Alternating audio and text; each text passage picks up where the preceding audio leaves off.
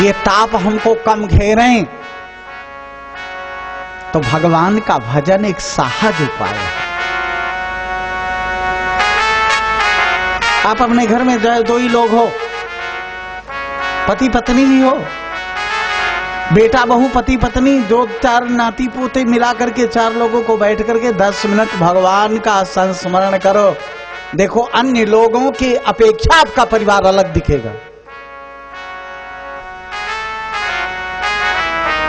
तुलसी बाबा कहते हैं राम भजन बिन सुनो खगेसा, राम भजन बिनु सुनो खगेसा, मिटहीन जीवन के कलेसा, मिटहीन जीवन केर कलेसा, राम भजन बिनु सुनहु खगेसा, राम भजन बिनु सुनहु खगेसा, मिटहीन जीवन केर कलेसा, मिटहीन जीवन केर कलेसा।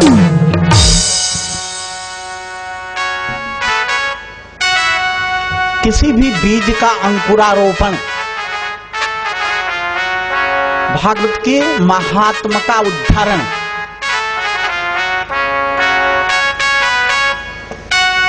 भूमि आधार है और जल ही उसके अंकुरण का कारण है और उर्वरा ही उसकी वार्धकता का कारण है, हरियाली का कारण।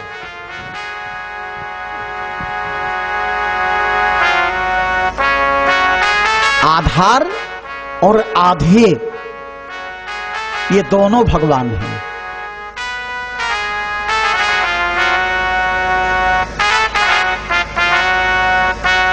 इसी में भागवत जी का पहला श्लोक है महात्मा का,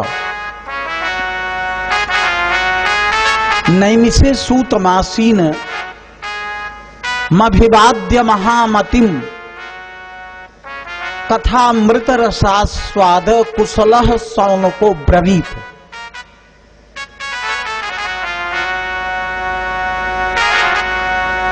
ये जो नैमिष शब्द है, हमने अन्वितार्थ प्रकाशिका एक टीका भागवत जी की है,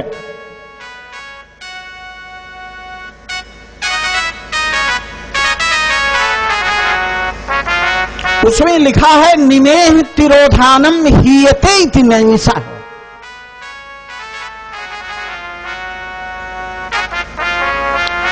भगवान का एक आयुध है चक्र, एक जिसको कहते हैं सुदर्शन। जब व्यास जी ने तमाम पुराण की रचना कर लिया तो सूत जी को सौंप दिया कि लो इसका प्रचार प्रसार करो। सूत जी तय 88,000 ऋषियों को लेकर के चलने लगे, भाई सारे श्रोता तय करो। अब व्यक्तिगत चंद्रशेखर पंडित जी के दुआरे पर प्रधान जी की कथा हो रही, अगर इतने पंचायती हो जाती कि चलो तय कर लो कि कथा कहां हो। इसी में 4 लोग कहने लगे थे कि महाराज नहर को परवा करा तो ठीक रहे, कुछ लोग कहते ढिगवस करो तो ठीक रहेगा, कुछ लोग कहते बीरबल की ओर करिए तो ठीक रहेगा, कुछ लोग कहते डरवा की ओर करिए ठीक रहेगा। इसी प्रकार ऋषियों ने कहा वृंदावन करिए, किसी ने कहा हरिद्वार करिए, किसी ने कहा नैमिषारण्य, किसी ने कहा ऋषिकेश, किसी ने कहा बद्रीवन, किसी ने कहा वृंदावन, किसी ने कहा द्वारिका, किसी ने कहा पुरी।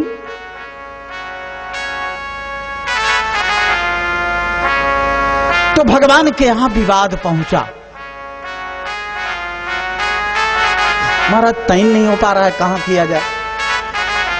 भगवान ने कहा कि जिस महात्मा को कह देते हैं कि इनके यहां करिए तो सब लोगों का मुंह फूल जाएगा। ये कौन सी बड़ी भारी उदारता भगवान के साथ कर दिया, इनके फेवरेट की बात कह दिया। भगवान ने कहा मैं अपने चक्र सुदर्शन को उछालता हूं, जहां जाकर ये तिरोधानित हो जाएं, वहीं आप लोग कथा शुरू करो। चक्र भगवान चक्कर मारते आकाश के मार्ग से गए और उसी जंगल में जहां धेनुमती नदी का किनारा है, जहां मनु जी महाराज 10-10 हजार वर्ष एक लेंथ में तप किए थे, वैराग्य भूमि है वो। वहीं जाकर आज भी वहां आप लोग गए होंगे, नैमिषारण्य में एक कुंड है, वो चक्कर मारता है उसका पानी। अब तो खैर मशीनों सुने का कार्यक्रम कुछ लगा दिया गया है, लेकिन नेचुरल प्राकृतिक वहां का पानी चक्कर मारता था और उस कुंड में स्नान करने से संसार का चक्कर खत्म हो जाता था। ऐसा पूर्वजों की बात, ऋषियों की बात है। उसी चक्र तीर्थ के पास सप्तर्षि ऋषि आश्रम है, उसी आश्रम पर कथा शुरू हुई। इसीलिए कहा नैमिषे सूतमासीन, उसी नैमिष में सूत जी बैठे और शिष्यों ने प्रश्न किया,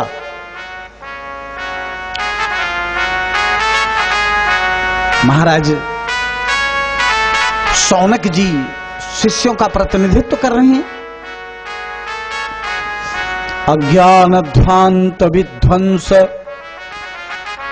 कोटि सूर्य समप्रभ सूताख्या ही कथा सारम मम कर्ण रसायनम। ये बड़ी सौभाग्य का शब्द है। शौनक जी कहते हैं कि अज्ञान के अंधकार को नष्ट करने के लिए आप 1 करोड़ सूर्य के समान हैं। आपके अंदर ऐसी प्रभा है, इसलिए सूताख्या ही कथा सारम। इस समय कथा सुनने की इच्छा मेरे कानों को है। मम कर्ण रसायनम, ये रसायन सबसे उत्तम कौन है? आप लोग जानते हो 2 प्रकार की बातें सुनने में बहुत मजा आता है। आपके गांव में आपका कोई विरोधी हो और अनायास पड़ोसी उसकी निंदा करने लगे, तो लगता है कि अगर कनवा हमारा इसके पास तक, कुछ एकाध शब्द कट रहा है ना, तो लगता है कि अगर कनवा हमारा इसके पास तक पहुंच जाता तो पूरा का पूरा हम मजा ले लेते। और एक कान वो है जो किसी की प्रशंसा सुनने में बहुत मस्त होता है। एक आलोचना सुनना पसंद करता है, लेकिन हमारे आचार्य कहते हैं कि कान का रसायन, भाई जो हमारा विरोधी है उसकी निंदा कोई करेगा, उसको हम सुनेंगे तो हमारे लिए भले हितप्रद समझ में आ रही हो, लेकिन वो कहीं न कहीं दोष उत्पन्न करेगी। राग, ईर्ष्या, दांभ, द्वेष, माद, कुछ न कुछ दोष उससे उत्पन्न होगा। और आप सज्जनों की प्रशंसा, भगवान का सुयश सुनने में अपने कान को लगाएं, यही कान का रसायन है मित्रों।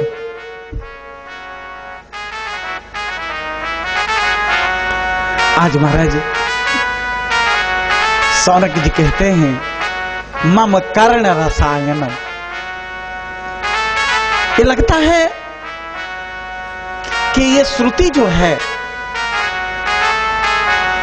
इसकी ग्राहकता, की पिपासा बहुत वर्षों से लगी है पीछे। अब देखिए, जैसे भागवत की कथा प्रधान जी सुन रहे हैं, भागवत का श्लोक कुछ ऐसा होगा जो इनके समझ में नहीं आएगा। कोई ब्राह्मण बाँचता है और शब्द समझ में नहीं आता, तो कितने लोग कहते हैं अरे महाराज वहां कुछ समझ में नहीं आवत, का सुनी। इसीलिए उसका नाम है श्रुति। और भगवान कहते हैं कि श्रुति स्मृति ममैव आज्ञा। वो जो शब्दवा है वो मेरे आदेश से लिखा गया है, वो तुम्हारे श्रोत्र का रसायन है, उसे रसायन मान करके सुनो।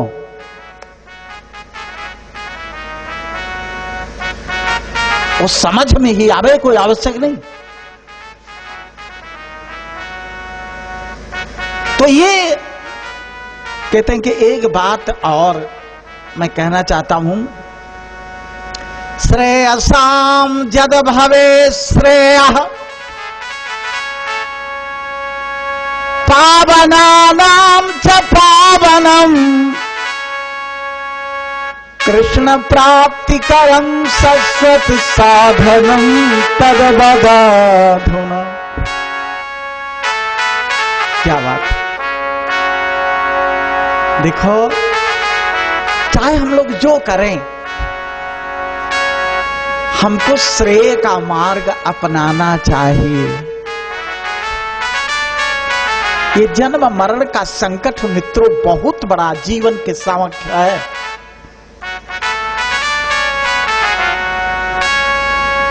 ये ईर्ष्या द्वेष पाखंड में सारा जन्म बीत गया।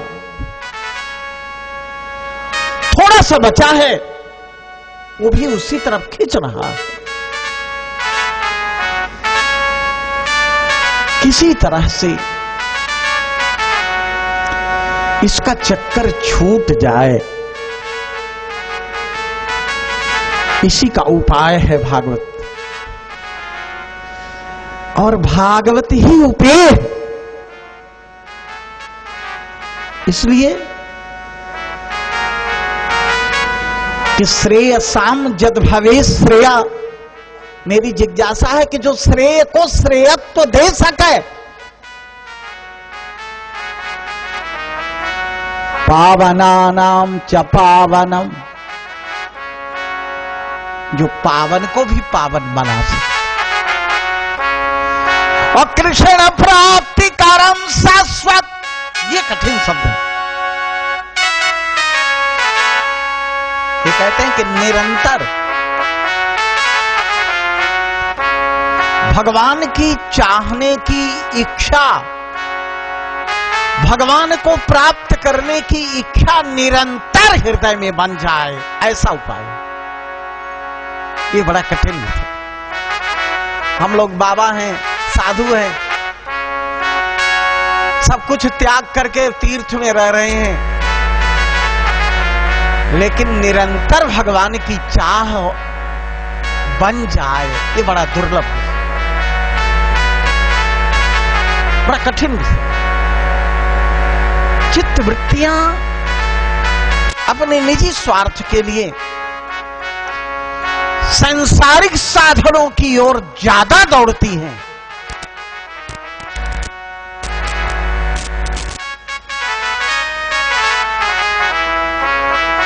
निरंतर अविच्छिन्न तैल धारावत भगवान की चाह हृदय में हो जाए, ऐसा कोई उपाय महाराज आप हमको बता दें। क्यों? आप बुरा न मानना, सुख के साधन मेरे पास बहुत हैं। चिंतामणिर्लोक सुखम, एक पारसमणि पत्थर होता है मित्रों,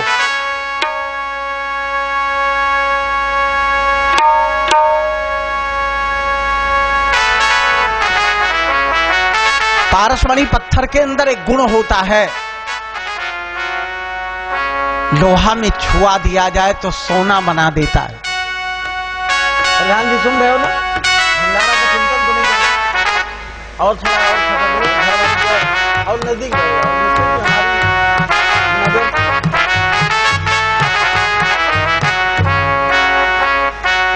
सात दिन तक घर वाले की ओर न देखना, हमारी ओर, ठीक है?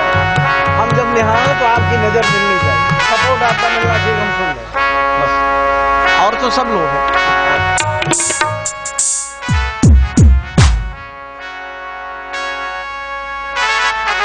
चिंतामणिर्लोक सुखम, पारसमणि पत्थर लोक सुख देता है। लोहे में छुआते जाओ तो सोना बनाता चला जाता है। लेकिन हर मानव की जिज्ञासा होती है, हर मानव चाहता है पारस से, हे पारस महाराज सोना बहुत बनाए, अब थोड़ा सा पारस बना दो। आप लोग कहो, पारसमणि पत्थर को लोहा से छुआओ पारस बना देगा?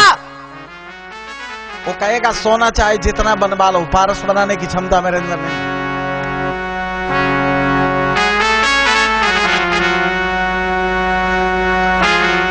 और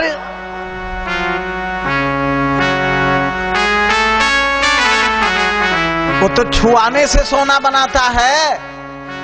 कल्प वृक्ष एक ऐसा चीज है जिसके पेड़ के नीचे आप खड़े हो जाइए, छुआना भी नहीं पड़ेगा, सोचते जाओ बनते जाता है।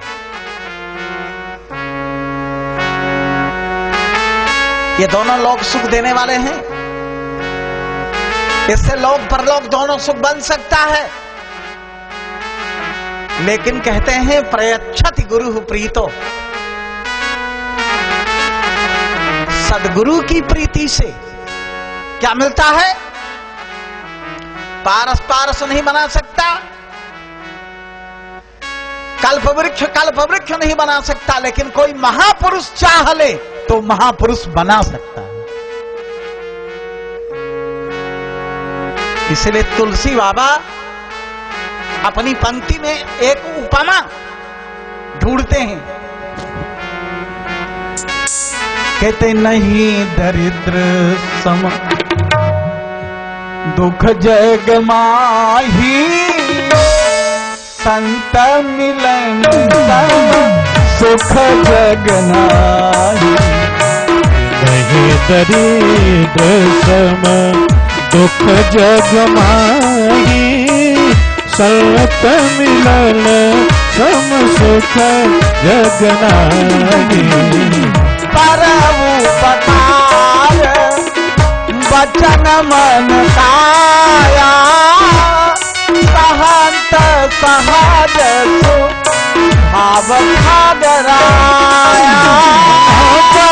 उपकार वचन मन काया, सहंत सहज भाव खागराया। कर उपकार वचन मन काया, संत सहज भाव खगराया। पर उपकार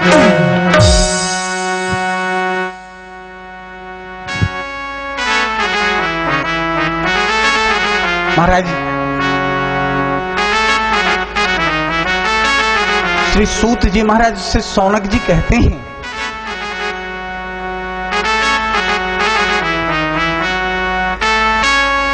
कि एक प्रार्थना मैं आपसे करना चाहता हूं, इसीलिए भागवत में लिखा है निर्देह माध्यम सुलभम सुदुर्लभम। ईमानदारी के साथ 84 लाख योनियों में न जाने कहां कहां हम भटकते रहे। अच्छा, अगर आप कहेंगे कि हम पूर्व जन्म के पुण्य से मनुष्य शरीर पाए हैं, ये लोग कहते हैं कि मनुष्य शरीर पूर्व जन्म के पुण्य से मिला है, तो हम कैसे माने कि पूर्व जन्म के पुण्य से मनुष्य शरीर आपको मिला है? क्योंकि मनुष्य शरीर पाने के बाद कितना सत्कर्म का संचय आप कर रहे हो, इससे पता चलता है मनुष्य शरीर पूर्व जन्म के पुण्य का नहीं परिणाम है, ये भगवान की अहेतुकी कृपा है।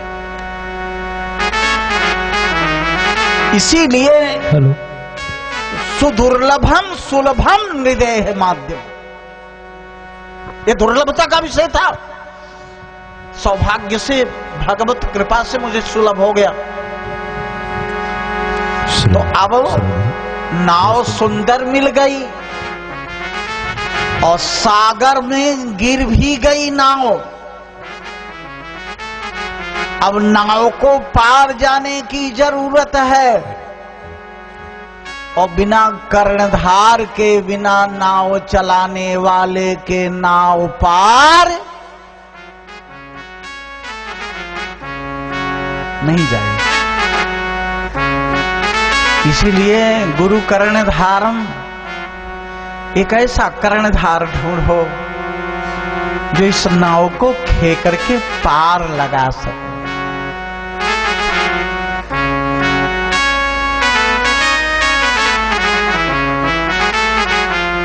और खेने में, इस सागर पार करने में,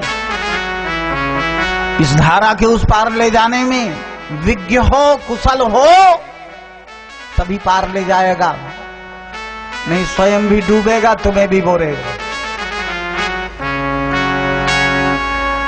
ऐसी स्थिति में पुमान भवाब्धिम न तरे सात्मा, इसके बाद भी नहीं पार गया, उसको आत्महत्या का पाप लगेगा। इस मनुष्य शरीर को पाकर अगर आप भवसागर पार नहीं कर पाए तो आत्महत्या के तहत 84 लाख फिर वापस।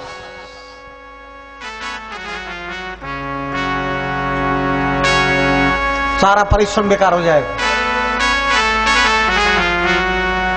इसीलिए ये भागवत सूत्र है जो मणियों को पिरोकर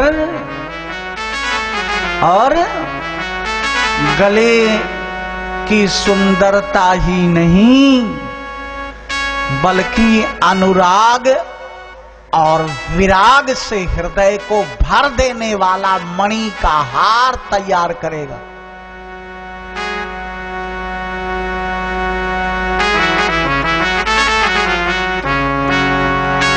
श्री सौनक जी महाराज कहते हैं, एक कथा बद्रीनाथ में है।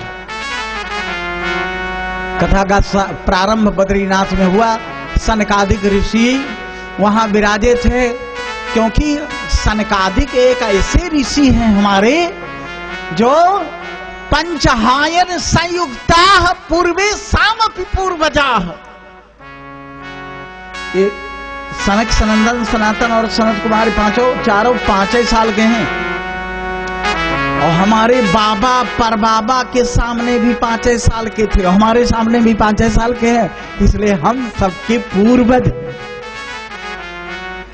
पूर्वे सामपि पूर्वजा। वे लोग भगवत शरणागति, हरि शरणम का जय घोष करते बद्रीनाथ में विराजे हैं। इधर से नारद जी का आगमन होता है। श्रीमन नारायण नारायण नारायण, श्रीमन नारायण नारायण नारायण, श्रीमन नारायण नारायण नारायण, श्रीमन नारायण नारायण नारायण, लक्ष्मी नारायण नारायण नारायण, लक्ष्मी नारायण